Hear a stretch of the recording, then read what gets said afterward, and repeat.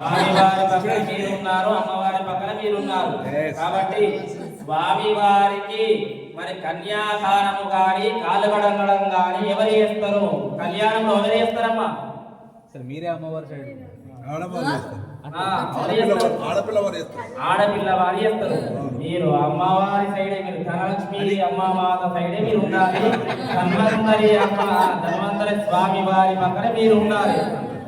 కాబట్టి ఆ నీళ్ళు తీసుకోండి. స్వామి అంటే మానవ కళ్యాణంలో మనం ఏం చేస్తాము అంటే అల్లుని మనము లక్ష్మీ నారాయణగా భావించుకొని ఆ కాలు కడగడము, ఆ పాద ప్రక్షాళన ఉంటుంది. స్వామి వారికి పాదాలు మరి ఇక్కడ ఉన్నాయి.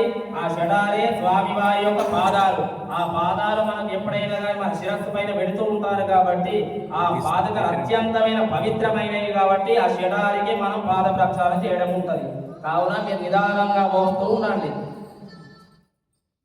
చెబుతూనే పోయాలి, ఇద్దరు కలిపి వస్తూ ఉండాలి. ఓ